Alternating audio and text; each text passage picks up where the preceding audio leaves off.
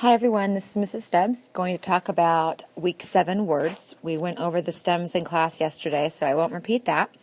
The first word on the list is sanguine, and sanguine comes from sanguis, and it means cheerfully optimistic. And you have to learn about the 4 humors to understand how blood made a word mean cheerfully optimistic, but that's what it means. So I felt very sanguine about the outcome after I saw all the preparation that was going into it, or something like that. I felt very optimistic.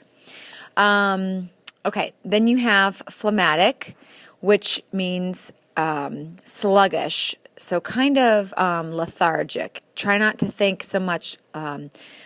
It can have a negative connotation of lazy, but it also can be somewhat neutral, and just to mean that you're lethargic or kind of sluggish or not quite full of the energy that you might normally have. Okay? Melancholy, remember to use that as an adjective, and it means sad or depressed, and you can use it the same way. So I've been really melancholy ever since my dog died. Recalcitrant. I skipped choleric, but we'll come back to that.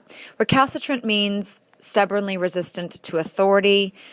In other words, somebody who doesn't like to be told what to do, who's kind of rebellious. So maybe you could think of recalcitrant kind of in the same way as rebellious. Then you have choleric, and that comes from choler, which is bile. And alongside the 4 humors and understanding choleric, you need to understand how they connected bile into one's disposition or temperament. But the idea is that if your choler was out of balance, then you would be easily tempered, okay, easily angered. So it's just somebody who has a bad temper. My choleric cousin flies off the handle every time that someone says the slightest negative thing about the music she listens to or something like that. Okay, then we have querulous, which is disposed to complaining. So it's somebody who complains a lot. If someone is very querulous, it means they're kind of a whiner. They complain. Don't confuse that with quarrel. Doesn't have anything to do with arguing. Okay. Then you have dolorous. That's the way to pronounce that. It's not dolorous. It's dolorous. Now, dolorous is different than melancholy.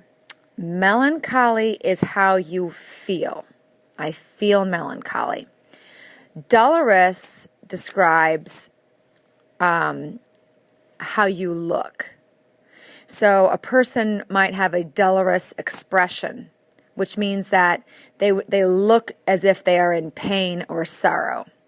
Now, you could also have a melancholy expression, okay? So that one, melancholy, can work both ways. It can describe how you feel and how you look. Dolorous describes only that your appearance, you're marked by an appearance of sorrow or pain, or something that you say might be expressive of sorrow or pain. But it's not a feeling, it's an expression, either in the way your physical appearance is, or maybe something that you say seems to have a dolorous tone to it. So just make sure that you understand the difference between those two, because I feel like the difference is significant enough that it does not warrant a multiple choice question to figure out the subtle difference between those 2 words. Okay. Prosaic is next, and I believe that one we have to go to page 87. And a lot of the words on this page have to do with being kind of ordinary or boring. Some of them are very close together. Prosaic is something that's unimaginative. It's kind of if you think about it, a mosaic is a very imaginative way of arranging little tiny pieces of tile into a picture. Prosaic is unimaginative and ordinary.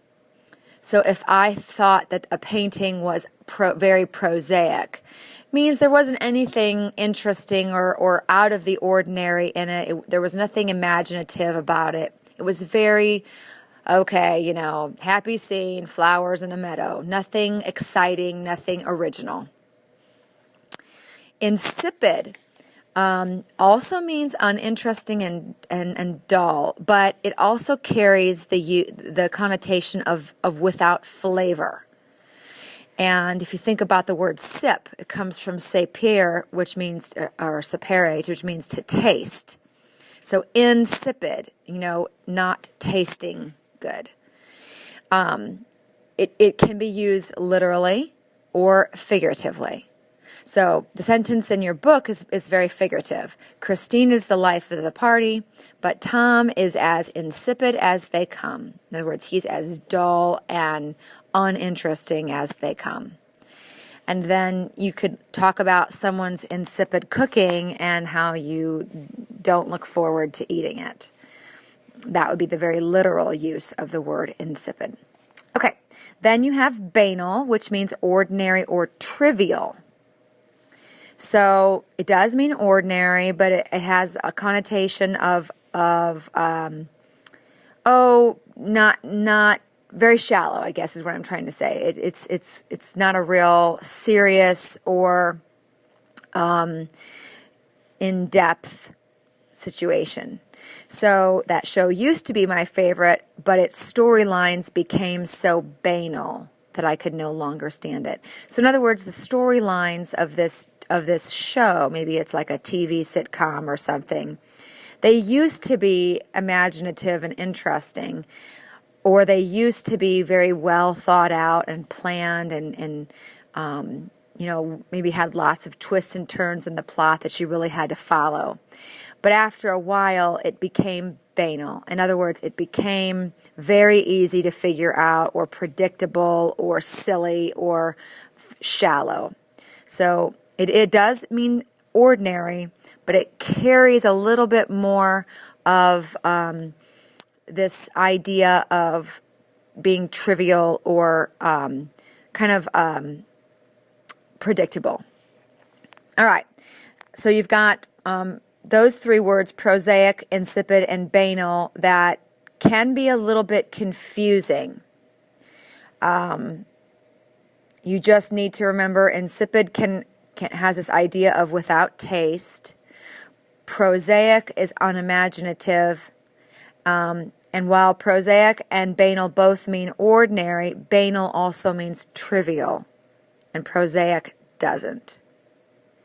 When I think of prosaic, I think of something that's very